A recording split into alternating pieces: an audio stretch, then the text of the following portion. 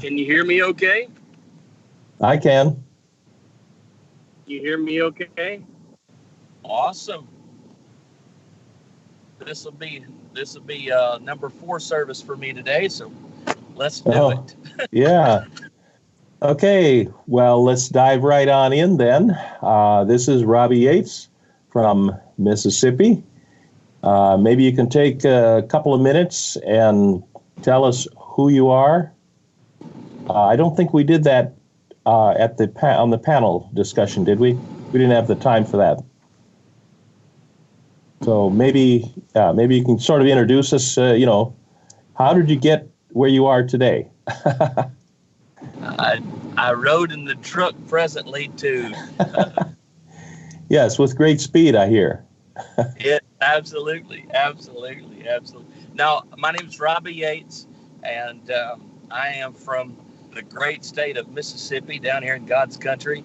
I presently live or abide in Potts Camp, Pottscamp, and I'm just absolutely thrilled to be here today. I've asked myself often, did you ever get the chance, or if you could, would you choose your dream? If you were, before you're going to go to sleep at night, would you choose your dream, what you're going to be able to dream about? And if it would, I would dream about being married to my wife and dream about being able to talk about and talk about the goodness of God. That's my dream. Yeah. Well, it sounds like you're dreaming of fusion. Absolutely. Yes. I'm telling. And I actually, it's maybe not as long of a story as some in how they came to meet Dr. Jones and be a part of his ministry and be able to participate with him in different projects and doing different things. But met him. As a result, I drove to Peru, Indiana, and ministered at a good friend, a mutual friend of ours now, Brother Chris Reed's. And upon ministering there, I just felt strongly impressed to not call or write or email or text or instant message or Facebook contact. None of that. I felt to drive and to actually go to see Dr. Jones in the flesh. And so that's what we did. That I made that contact, and then my Papa Rick Lynham from Tulsa, Oklahoma, after I met Dr. Jones in Minnesota, then I went back to be with him for a few days, and that's sort of the beginning there. And I was looking through some of my notes. I don't necessarily keep a daily journal. I probably should keep a daily journal, but I was going through some of the different notes and that I have made. It's all up in a cloud. I don't know what the cloud does or how it works or anything. All I know is it's there. My notes are somewhere in it. But I make notes from time to time to myself, and I begin to go over the notes that I had made upon contact with Dr. Jones, and then some of the different transactions that we've had as far as meeting and going different places and reading some of his information. We had actually been reading his information for quite some time. Rick Lynham had been reading it for years prior to us meeting Dr. Jones. But I began to read some of my journal last night, and I could honestly say, and I will attempt not to be too emotional with this, but I can say that I saw a profound difference in my journals, my writings, some of my just keeping up day to day the things that were occurring in my current state of revelation and understanding. I saw a profound difference from the time that I began reading Dr. Jones's information and to receive portions of his understanding. I saw a profound difference in my level of understanding, and I am forever eternally grateful and in your debt. It's a debt that I could never repay, even if regardless, I could never repay the debt of what you had established and what you walked out on a personal level. Those things that you fleshed out, I could never repay you for those understandings. Having read The Purpose of the Wilderness, if I start naming them, pardon me for maybe being a little emotional right now, but it changed my life profoundly, having been introduced to you, your writings, and then having met you personally. And I can't begin to thank you. Well, we've certainly been enriched by knowing you as well, and I know that you've sort of been an itinerant preacher for a while. You travel here and there, Indiana and Oklahoma, and I don't know. I'm sure there's other places too. Where all do you go to teach the word? Well, Louisiana, Mississippi, Texas, Alabama, Arkansas, Georgia, Tennessee, Kentucky, Indiana, Oklahoma, Missouri. I see. Iowa. All the states, in other words. Okay. Are there some states you don't go? The Spirit has not released me to go to some of those less desirable areas of the country. Oh, some of the snowy places, maybe up north. I think sometimes I'll leave that unsaid. You're right. Yeah. Wherever there's snow, I don't know that the Lord has led me there yet. Well, snow tends to be evidence that the Lord has bypassed that place for a while. I tend to agree. But he tends. The Father tends to come to Minnesota every July or so. Absolutely. Yeah. I follow him there. Yeah. Anyway, so what have you got to share with us today? Is it possible for us to continue this interaction? Well, sure. I can preach a sermon if that's what you want, or we can just talk. Is that okay?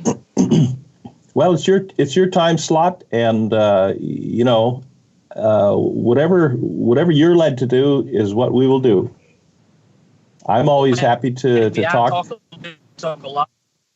I'm sorry. Well, maybe I can talk a little bit, and you can talk a lot, and it'll all work out. How about that? Well, okay, we can have a conversation, but I'll take that as an invitation. So sure. You start out.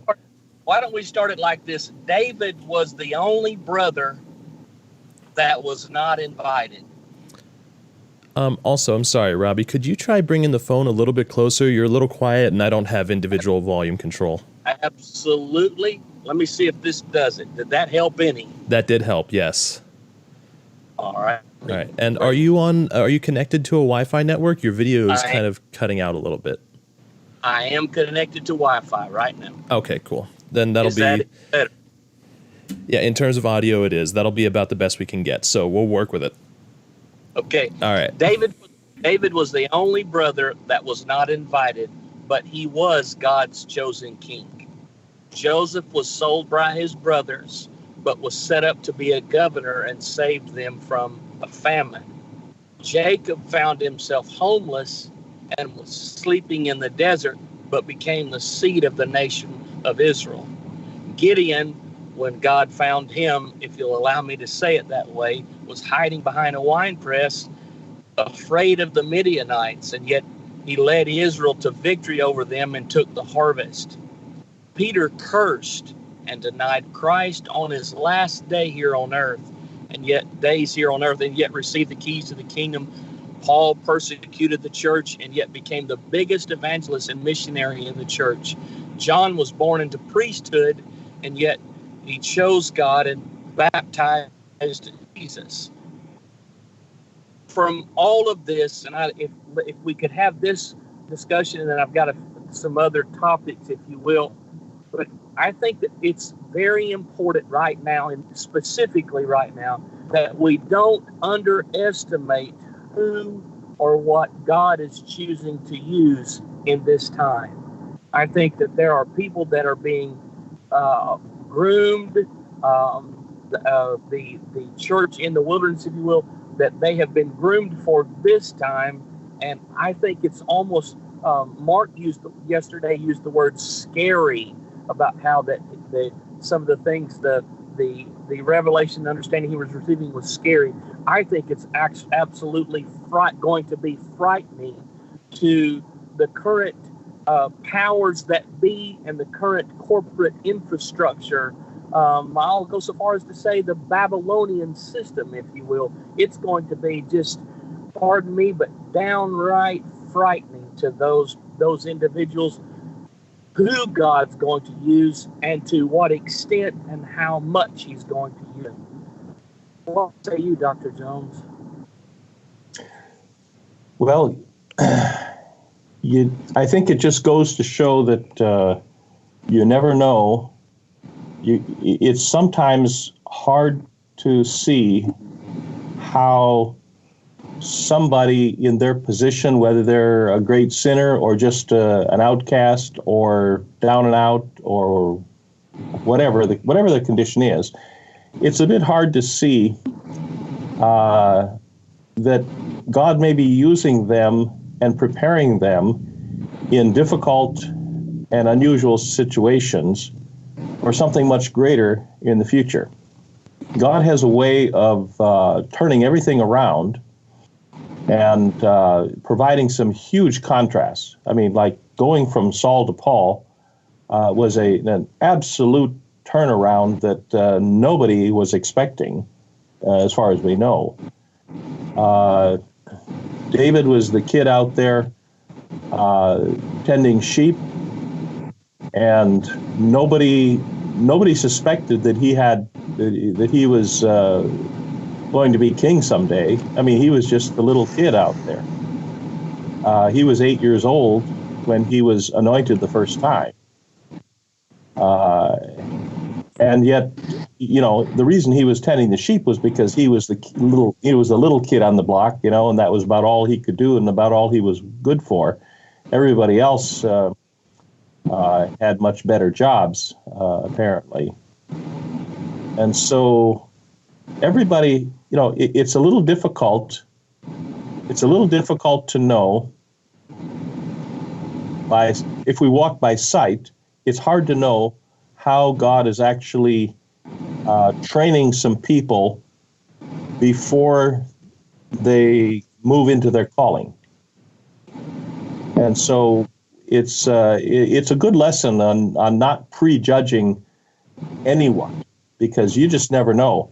For instance, there might be some really bad sinners in the political realm, people that we really don't like, and if people get political about it, we might think that there's a lot of corruption up there, and hey, I agree.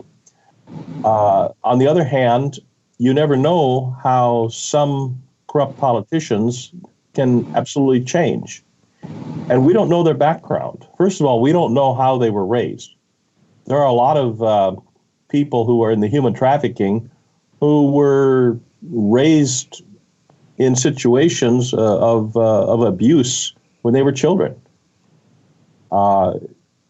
There's a lot of politicians who got caught in some way and blackmailed, and now if they want to have any kind of a career at all, they have to follow some particular line, and they're basically working for some other powers behind the scenes, which might be Babylonian and really not so good. But if they had their way, if they may actually want to follow something better, but they're trapped in it. Hey, Steve, we just lost Robby. Yeah, that's okay. Well, you can keep. Yeah, by all means, keep going. I just want to let you know. We'll try and get him back, and I'll let you know when. Yeah, that's fine. Okay. So the thing is, the Bible is full of stories, and history is full of examples of how this actually works, of people actually being transformed and changed by certain circumstances, or by the Holy Spirit entering the situation, or whatever it is. And so we just need to understand that sometimes there are future fruit-bearing trees out there, and so we need to be a little careful about condemning future fruit-bearing trees, even if they don't look like they're bearing any fruit right now, because we just don't know what God is going to do, and we should never sell God short on His power and His power to transform, because in the end, they're all going to be in the kingdom. In the end, not all at once, and there are some that God will open their eyes now, and some later, and so we just need to understand that those who might be enemies of God's kingdom today are not going to always be the enemy. So we need to have that perspective, have the long-term perspective in mind, so that we are able to treat them properly and appropriately at the present time.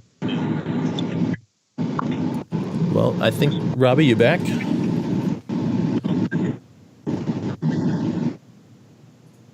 I had my device, and we were experiencing a little bit of technical difficulty there. All right, we don't. Hear me now? We hear you, but we don't have your video yet. Should have video now. Yep, coming back There we online. go. Perfect. Back. Oh, Okay. I had my device overheated. My apologies. It said temperature or something on there. Huh. Big red. So that was the issue that we were having. In 100% agreement with whatever Dr. Jones says. Can you hear me now? Yeah, well, maybe we can send a little snow down your way and cool off the instruments, eh? I'll forfeit. Okay. Never underestimate what God will use or who He will use. And know this from the very outset, that God does not call the perfect. He calls the willing. And Amen. I'm tremendously glad that He doesn't call perfect people, because I fall in that, outside that realm. He does not call the one who has it all, but He does call the one who is willing to surrender it all. And things are not always what they seem, and God is always right there and right here. And if we speak to Him and listen, He will call us into whatever and take us to whatever divine purpose that He had for us from the beginning.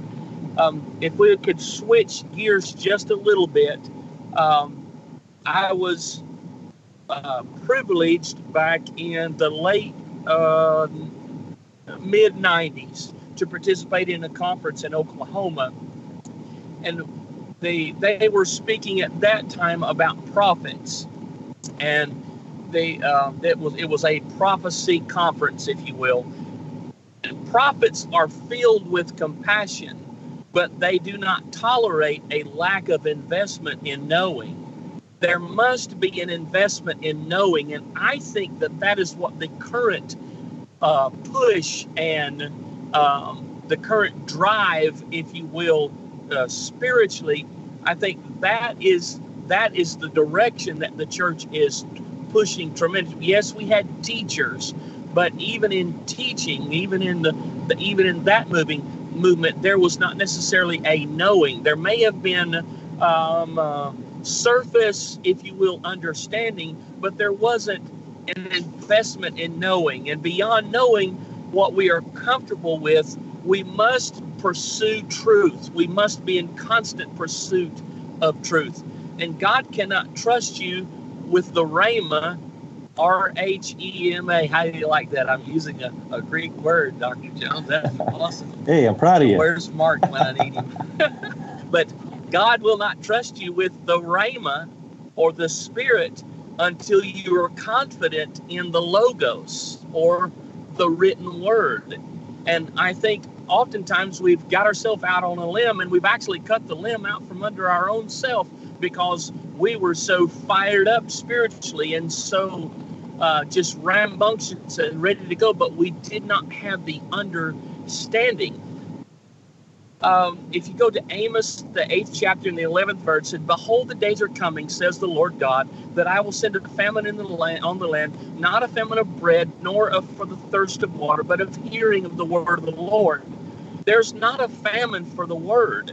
There is a famine for hearers. The prophets are speaking, but the people aren't hearing. God is always speaking. He has never stopped speaking.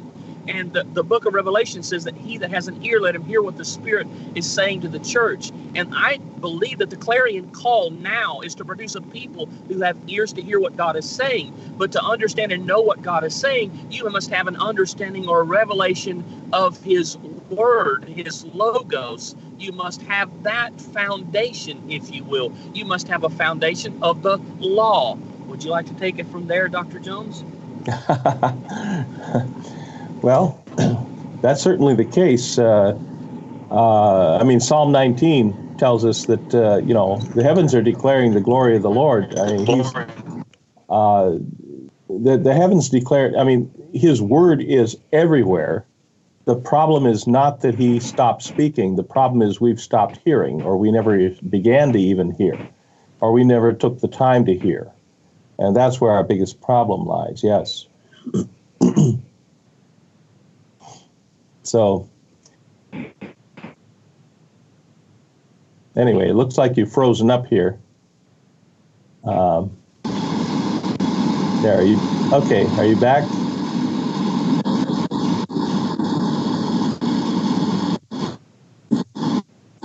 I'm back. Yes, sir. Okay. Yeah, can you hear me? Well, we're having a lot of problems here today, aren't we?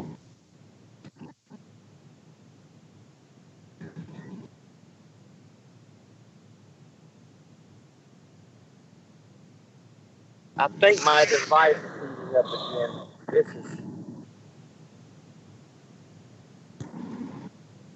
I wouldn't say it's a work of the enemy, but I really think it's just my device.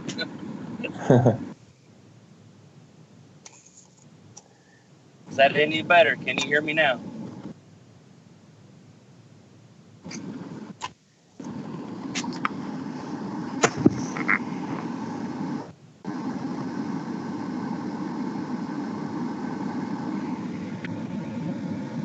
Are you too far away from the coffee shop? No, sir. It's my device that's overheating. Well, you can borrow mine if you want. I would love to.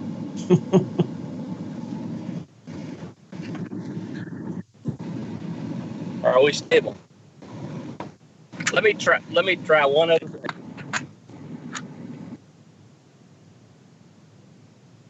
How that works. Are we still there? Yeah, looks good. Okay. All right.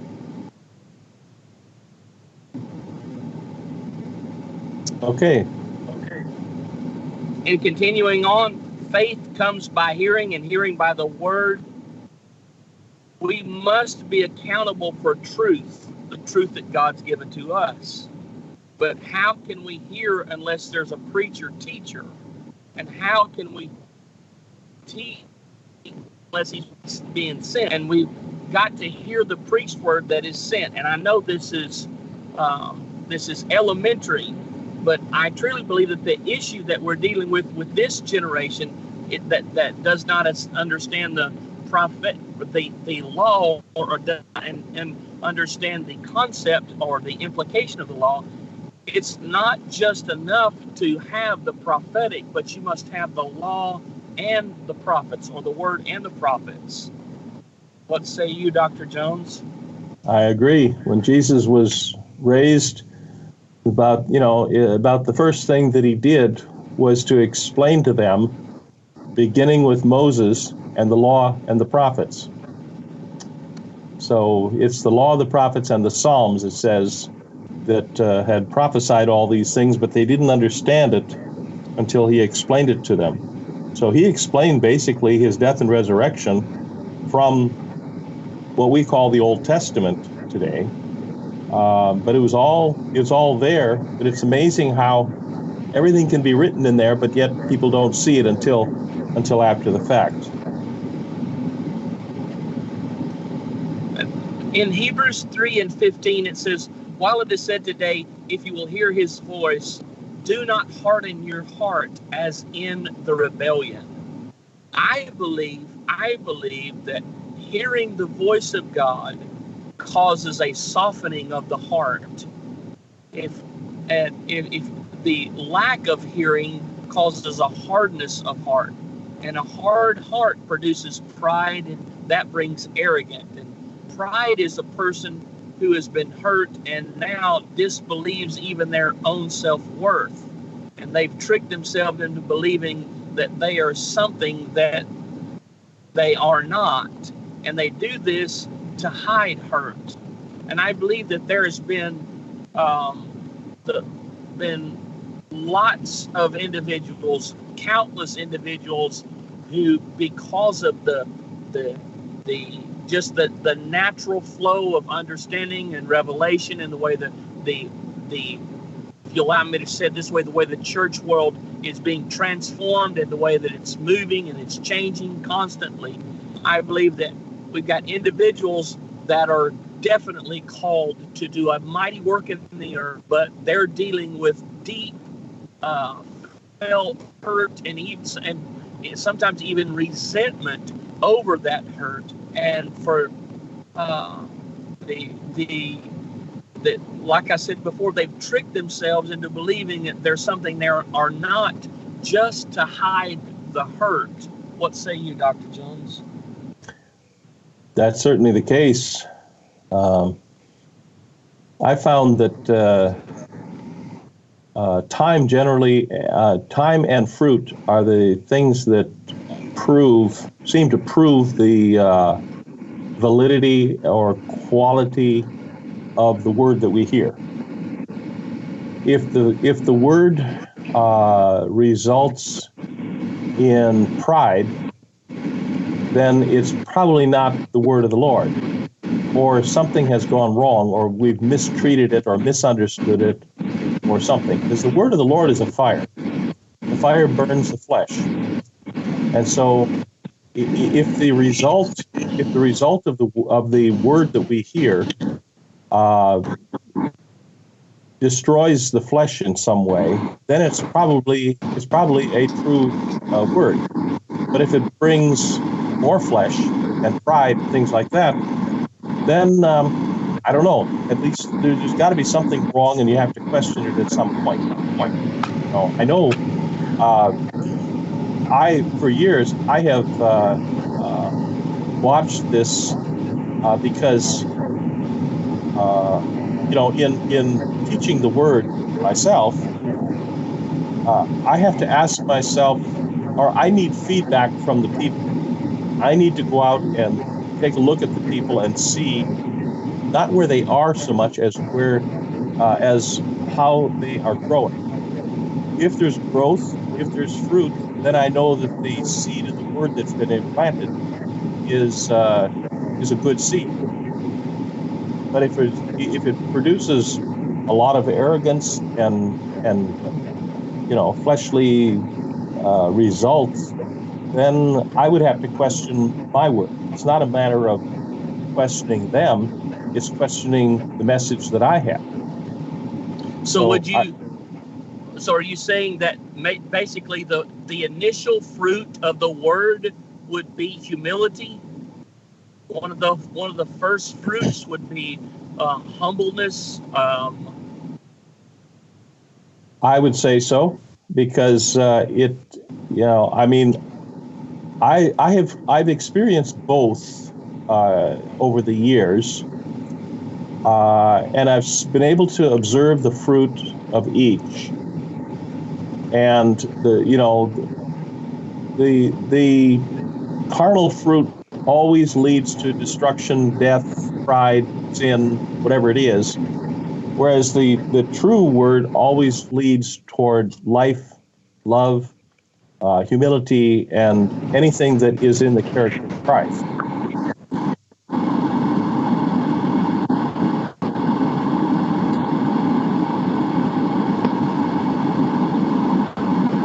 Anyway, looks like you're frozen up again here. If you can hear me, turn on your air conditioner if you have one, and cool down your cell phone, huh?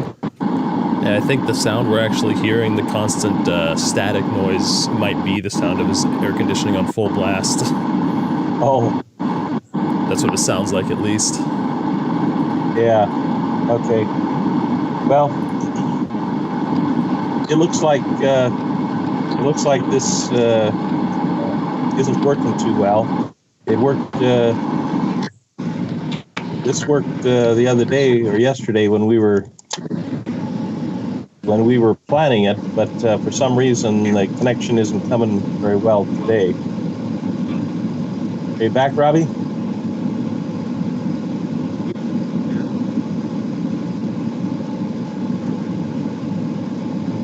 We're picking you up here, but can you hear me now?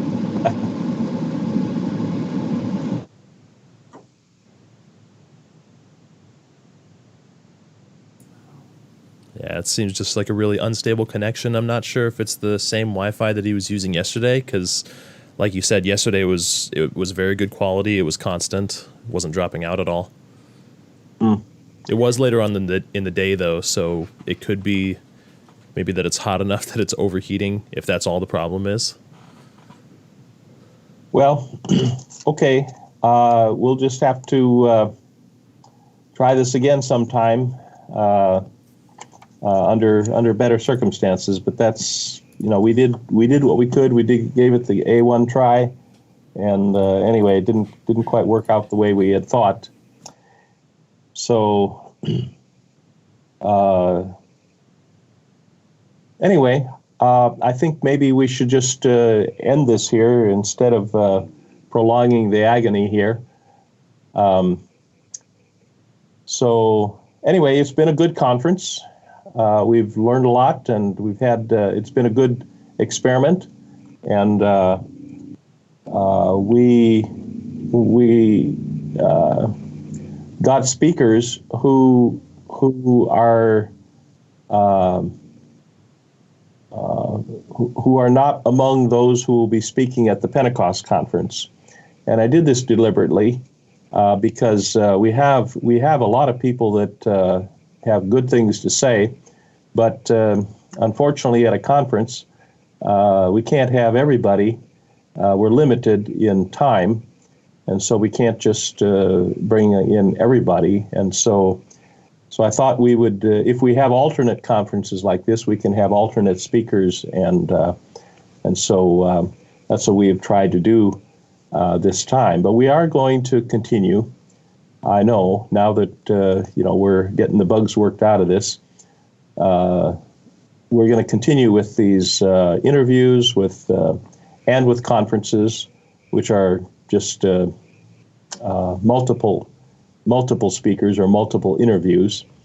But once in a while, what I would like to do is I'd like to do something maybe once a month or so, and eventually work down toward maybe even just once a week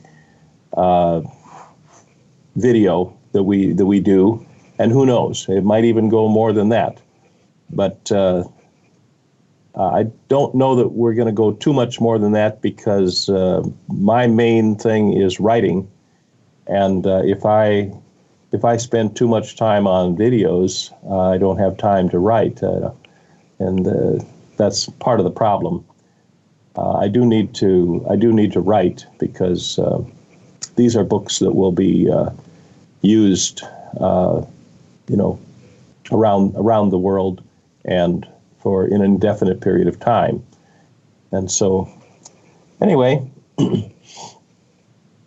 we learned quite a bit this weekend. We got some understanding about acrostics and how there's eight phases, or eight phases, and 8 and 11. I forget the words that Carl used. 8 phases and 11 what? Anyway, 8 times 11 is a grand piano, 88 keys with 11 octaves, and you double that and you get the 22, which is the number of letters in the alphabet. And of course, Psalm 119 is the great acrostic psalm, although there are other acrostic psalms as well, which most people don't recognize unless they read a commentary. So, but anyway, the acrostics are very, very interesting. And we also talked about linguistics and some of the languages and the mindset that we need to understand that even the New Testament writers had a Hebrew mindset, even though they either wrote in Greek or their works were translated into Greek later. That's another whole study and controversy in itself. But nonetheless, we do need to understand that sometimes Hebrew concepts are being expressed in Greek terms, Greek language. And so to understand what the apostles were actually saying and what their intent was, we need to understand kind of a Hebrew mindset. We also learned last night about fission and fusion. Fission is dividing, and fusion is uniting. And we saw examples of that, the greatest, I think, being that of marriage. First of all, God separated Eve from Adam. That was an example of fission. And then he united them in marriage, which is fusion. And so we can also look at it as rightly dividing the word of truth is fission. But then the Spirit and the Word also agree, and that is fusion.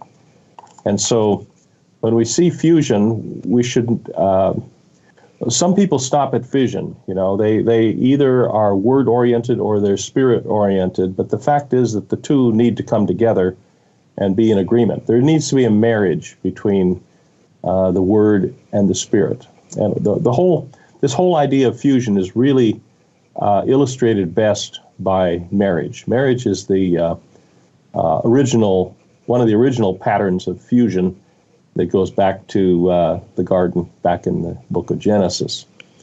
So that's what we're trying to do. Anyway, for all of you out there, we appreciate you.